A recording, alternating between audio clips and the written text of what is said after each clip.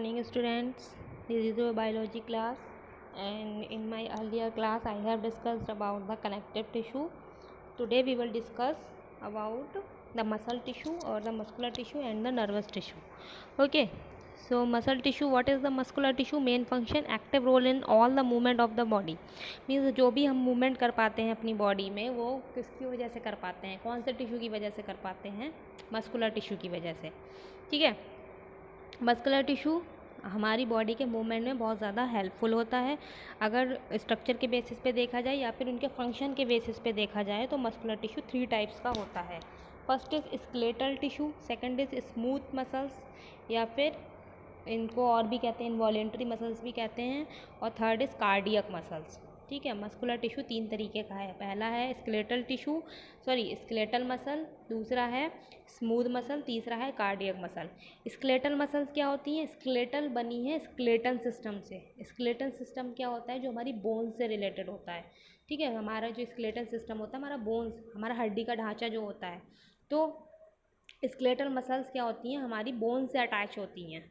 ठीक है, जब हमारी बोन से अटैच हैं तो जो फंक्शन हम अपनी मर्जी से करते हैं, हम अपनी डिज़ायर से करते हैं, वो स्केलेटल मसल के थ्रू करते हैं। जैसे कि हम हाथ उठाना चाहते हैं या पैर उठाना चाहते हैं अपना, तो जो मसल्स वहाँ पे फंक्शन करती हैं वो क्या कहलाती हैं? Voluntary muscles. वॉलेंट्री का मतलब होता है कि जो हमारी मीन्स ह्यूमन बींग्स की खुद की इच्छा से फंक्शन करती हैं वो कहलाती हैं voluntary muscles. Attach to the skeletal bone also called voluntary muscle और striated muscle और stripped muscles. Muscle fibre are bundle in parallel fashion.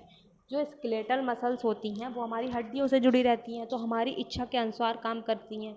हमारी इच्छा के अनुसार काम करती हैं, इसीलिए इनको वॉलेंट्री मसल कहा जाता है। तो स्केलेटल मसल का एक नाम है वॉलेंट्री मसल, एक और नाम है स्ट्रिएटेड मसल्स या फिर स्ट्रिप्ड मसल्स। स्ट्रिप मतलब इसमें धारियाँ पाई जाती हैं, स्ट्रिप्स पाई जाती हैं, स्ट्रिएटेड लाइनिंग सी प्रेजेंट होती है, इसीलिए इनको स्ट्रिप्ड या स्ट्रिएटेड मसल्स भी कहते हैं। तो 4 नाम हो गए। ठीक है, स्केलेटल मसल्स के 3 नाम्स हो गए, 3 names: skeletal muscle, voluntary muscles, striated muscle और स्ट्रिप्स मसल, स्ट्रिप्ड मसल्स। ठीक है, muscle fibre are bundle in parallel fashion. और जो ये मसल्स होती हैं वो पैरेलल फैशन में अरेंज होती हैं। देखो इसका स्ट्रक्चर, जो पहला वाला है ये स्ट्रिप्ड मसल्स का है या स्ट्रेटेड मसल्स का।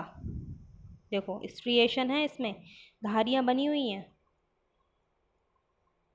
ये देखो ये धारियाँ ऐसे ऐसे ऐसे लाइनिंग सी बनी हुई है, तो इसीलिए इसको क्या कहते हैं? स्ट्रिप्ड मसल, स्ट्रिप्ड मसल्स भी कहते हैं, स्ट्रिएटेड मसल्स भी कहते हैं, स्केलेटल मसल भी कहते हैं और वॉलेंट्री मसल भी कहते हैं। तो ये किसी भी नाम से पूछा जा सकता है, तो कंफ्यूज होने के लिए इसलिए एक याद कर लो, दूसरा उसका अपोजिट कर देना।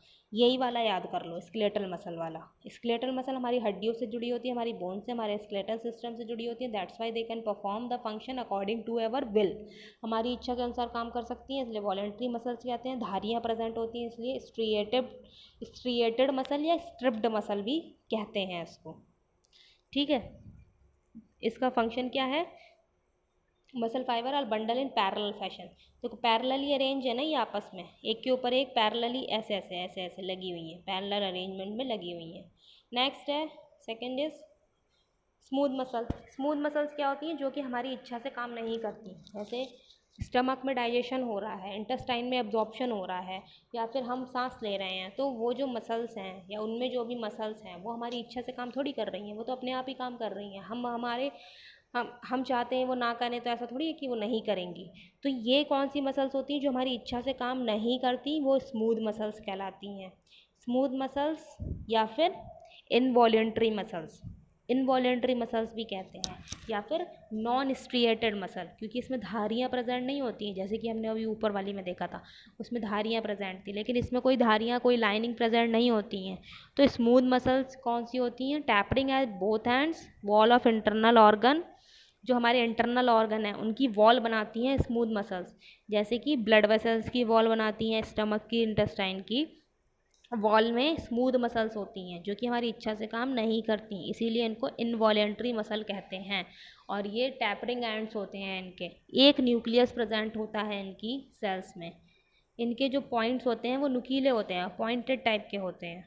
देखो जैसे ये है, ये वाली जो मसल्स है वो क्या है, स्मूथ मसल है, इसके टैपरिंग एंड्स हैं, सेंटर में एक न्यूक्लियस है, इधर उधर से पॉइंटेड है, और ये स्टमक और इंटेस्टाइन की वॉल में प्रेजेंट है। इन्हें नॉन स्ट्रिएटेड मसल्स भी कहते हैं क्योंकि इसमें कोई धारियाँ नहीं प्रेजेंट है, इसीलिए नॉन स्ट्रिएटेड मसल भी कहा जा सकता है इनको। तो ये हो गई सेकंड टाइप की मसल। तीसरी है कार्डियक मसल। तो कार्डियक मसल में कुछ नहीं, जो हमारे दिल में प्रेजेंट होती हैं, हार्ट में प्रेजेंट होती हैं, ठीक है, वो सारी मसल्स जो होती हैं वो कार्डियक मसल कहलाती हैं, और ये ज़िंदगी भर काम करती रहती हैं, कभी थकती नहीं है, कभी रुकती नहीं है, क्योंकि हमारा हार्ट हमेशा धड़कता रहता है। तो कार्डियक मसल्स क्या होती हैं, हमारे हार्ट में प्रेजेंट होती हैं, जो कि हमेशा काम करती रहती हैं। ये है कार्डियक मसल। ये थर्ड वाला जो डायग्राम है वो कार्डियक मसल का है, जो आपकी बुक में बना हुआ है एनसीईआरटी की।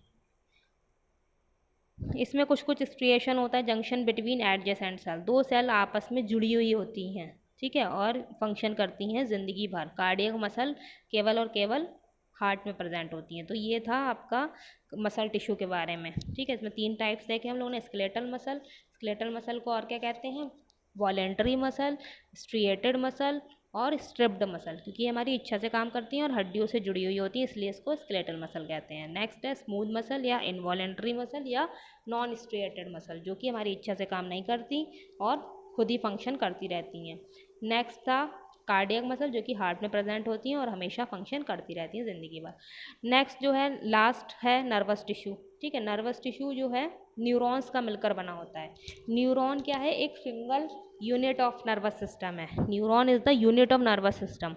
एक्साइटेबल सेल होती है, न्यूरॉन क्या होती है, उससे एक्साइटेशन मिलता है। जैसे कि कोई भी चीज़ हमने गर्म छुई, ठीक है, कोई चीज़ टच करी या फिर कुछ कोल्ड टच करी, तो क्या होता है, एकदम से हाथ हट जाता है वहाँ से। वो फंक्शन कौन परफॉर्म कर रहा है, वो फंक्शन इंफॉर्मेशन को लेना, उसे ब्रेन तक पहुँचाना, ब्रेन में इंफॉर्मेशन पहुँचने के बाद ब्रेन हमें इंफॉर्मेशन देता है कि हटाओ यहाँ हाथ यहाँ से, ठीक है। तो ये सारा फंक्शन नर्वस टिश्यू परफॉर्म करता है या नर्वस सिस्टम परफॉर्म करता है। नर्वस सिस्टम नर्वस टिश्यू का मिलके बना होता है। Neural tissue exert greatest control over the body response. जो भी बॉडी हमारी रिस्पॉन्स करती है किसी भी स्टिमुलस के लिए, जो बॉडी हमारी रिस्पॉन्स करती है वो नर्वस टिश्यू की वजह से ही करती है। Greatest control over the body responsiveness to changing condition, neuroglia cell constitute rest of the nervous system, protect and support neurons. खुद देखो, नर्वस टिश्यू जो होता है वो न्यूरॉन्स का मिलकर बना होता है और न्यूरोग्लियल सेल्स का बनकर भी बना होता है। तो जो न्यूरोग्लियल सेल्स हैं वो नर्वस सिस्टम को प्रोटेक्शन प्रोवाइड करती हैं और सपोर्ट प्रोवाइड करती हैं।